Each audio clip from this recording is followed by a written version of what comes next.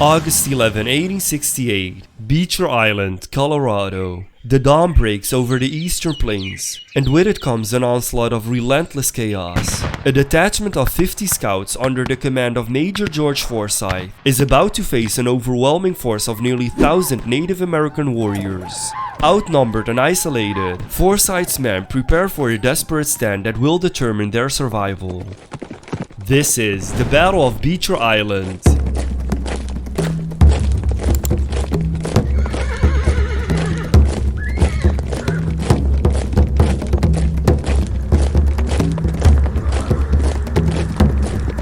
To understand the significance of the Battle of Beecher Island, we must first delve into the turbulent history of the American West in the mid-19th century. This was a time of expansion, conflict, and profound change. The United States, driven by the ideology of manifest destiny, sought to expand its territory westward, often at the expense of Native American tribes who had lived on these lands for centuries. The discovery of gold in California in 1848 sparked a massive migration westward. Thousands of European settlers, miners, and adventurers traveled along the Oregon and California trails, cutting through the heart of Native American territories. The influx of settlers brought new opportunities but also significant challenges and conflicts. Treaties were made and broken, and tensions between settlers and Native American tribes escalated. One of the most important treaties of the era was the Treaty of Fort Laramie in 1851. This treaty was meant to establish peace and define territories for various tribes, including the Cheyenne, Arapaho, Lakota Sioux, and others. However, as more settlers encroached on Native American lands, the treaty's terms were frequently violated, leading to increased hostilities.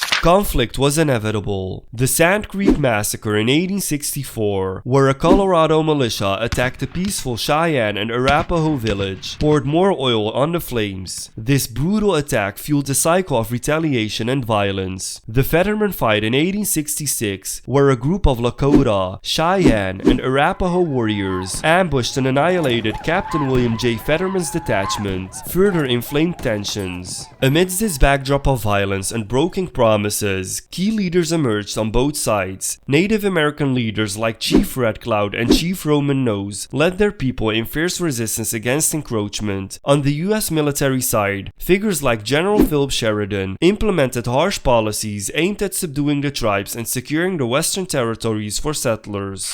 By 1868, the situation had reached a boiling point. The US military, under pressure to protect settlers and ensure safe passage along the trails, launched several campaigns to pacify the Plains tribes. Forts were established and expeditions were sent to confront the Native American warriors head-on. One such expedition was led by Major George Forsyth, a seasoned officer and scout. Major George Alexander Forsyth was no stranger to conflict. A veteran of the Civil War and an experienced frontier scout, Forsyth was tasked with leading a detachment of 50 scouts to track and engage hostile Native American forces. His mission was part of a larger strategy to protect settlers and maintain control over the contested territories. In early September 1868, Forsyth and his men set out from Fort Wallace, Kansas, venturing into the rugged terrain of northeastern Colorado. Their objective was to locate and neutralize any Native American war parties threatening the area.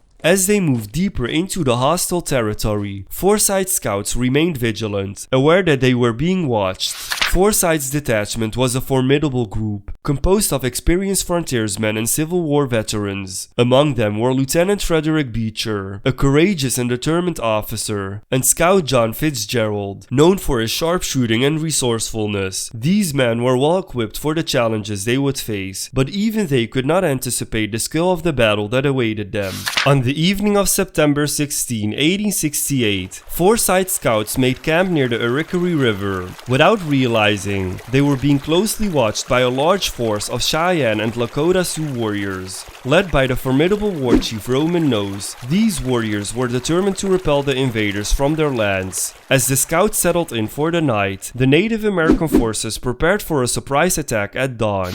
The dawn of September 17, 1868 brought with it an explosion of violence silence. As the first light of day crept over the horizon, Roman Nose's warriors launched a ferocious assault on Forsyth's camp. Arrows and bullets filled the air as the scouts scrambled to defend themselves. Forsyth, quickly realizing the gravity of the situation, ordered his men to take cover on a small sandbar in the middle of the river. The sandbar provided a natural defensive position, but it was far from ideal. Using their dead horses as barricades, Forsyth's men dug rifle pits and prepared for a prolonged fight. The initial attack was brutal, and several scouts, including Lieutenant Beecher, were wounded in the opening volleys. Despite their injuries, the scouts held their ground, returning fire with deadly accuracy.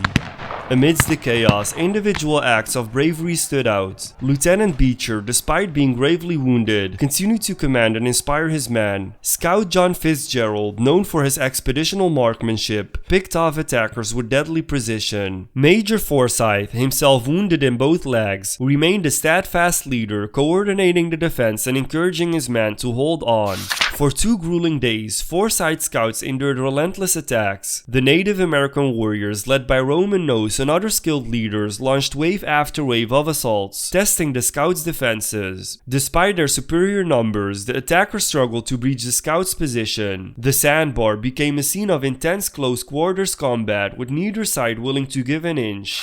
The scouts' determination was crucial in holding off the attackers. Their position on the sandbar, though exposed, allowed them to maintain a clear field of fire. As they repelled attack after attack, they inflicted significant casualties on the Native American forces. However, their situation remained precarious. Ammunition was running low, and their food and water supplies were nearly exhausted. The 3rd day of the siege dawned, with no respite in sight. The scouts' resilience was remarkable, but their endurance had limits. Major Forsyth, despite his injuries, remained optimistic, hoping for reinforcements. Unknown to him, help was on the way. Colonel Henry Carrington, alerted by reports of the scouts' plight, had dispatched a relief force from Fort Wallace. The relief force, led by Colonel Carrington, faced its own challenges, navigating difficult terrain and the constant threat of ambush. The march was grueling, but the determination to rescue Forsyth and his men drove them forward. As they neared Beecher Island, the sounds of battle reached their ears, spurring them to quicken their pace. As the relief force closed in, the Native American warriors, exhausted and demoralized by the scouts' stubborn defense, began to withdraw. The arrival of Carrington's men marked the end of the siege and the beginning of a strategic retreat for the Native American forces. Forsyth's scouts, battered but unbroken, had held out against overwhelming odds.